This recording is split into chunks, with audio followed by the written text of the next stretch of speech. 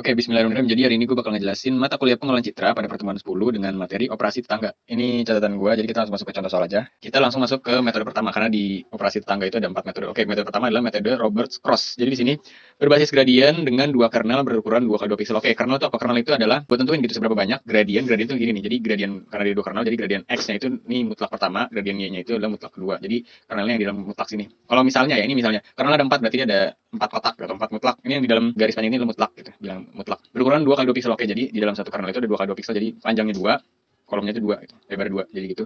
Ini rumusnya, kita langsung masuk ke contoh soal si metode Roberts Cross ya.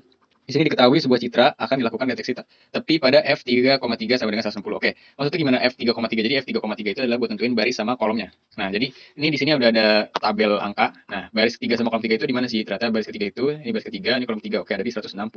Nah, karena dia ada di 160, di metode Roberts Cross ini kita kotakin gitu sebanyak 2 kali 2 piksel, dimulai dari si titik f3,3-nya gitu.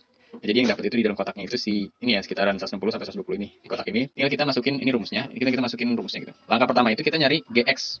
Ini dikali GX sama dengan mutlak dari, yaudah kita ikutin. Jadi patokannya kalau kita mau nyari GX itu kita ke bawah dulu. Kalau GY itu kita ke kanan dulu. Jadi gini. Nah, karena kita nyari GX itu berarti kita ke bawah dulu. Berarti kita nyari hitungnya itu dari sini dulu, sini, sini, sini. Kalau GY itu ke kanan, sini, sini, sini, sini gitu. Jadi di sini kita masukin rumus, kita kombinasi ya. Jadi rumus yang di GX ini dengan nilai yang ada di dalam tabel. Jadi 1 dikali dengan 160 nih. Selanjutnya 0 dikali dengan 150 di sini. Selanjutnya adalah 0 dikali dengan 120 dan minus 1 dikali 120. Ini mutlak.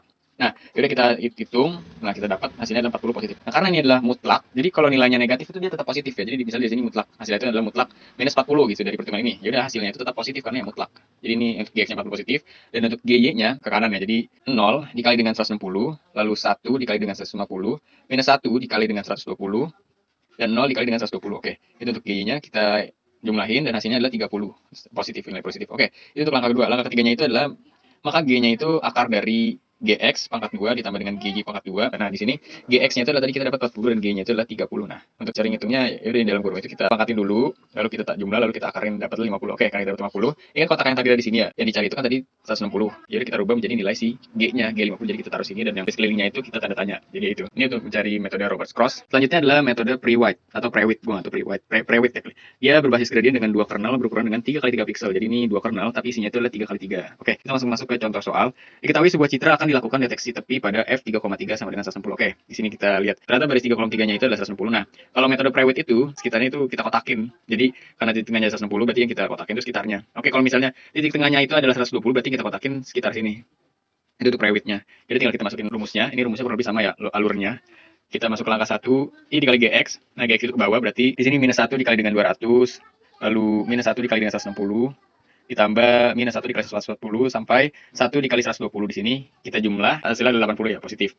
Nah, G-nya juga sama, caranya kayak sebelumnya, kita dapat 150 positif. Oke, langkah ketiganya kita mencari G-nya, akar dari GX pangkat 2 ditambah GY pangkat 2, lalu kita dapat 170. Maka nilai yang di titik tengah tadi atau di titik F yang dicari tadi kita ganti menjadi nilai si G-nya. Dari 160 menjadi 170, yang lainnya kita tanda tanyain. Ini untuk metode Prewitt. Selanjutnya adalah metode Sobel. Dia berbasis gradien dengan 2 kernel berukuran 3 kali 3 piksel. Ini sama kayak Prewitt tadi ya. Jadi ya udah ini kernelnya 3 kali 3 piksel. Diketahui contoh soal, kita disuruh cari di f3,3 sampai dengan 160. Ini dia juga sama, titik tengahnya itu kita kotakin sekitarnya juga. Di sini kita masuk ke langkah 1, kita cari GX, kita masukin, cocok-cocokin, kita kali, lalu kita jumlah.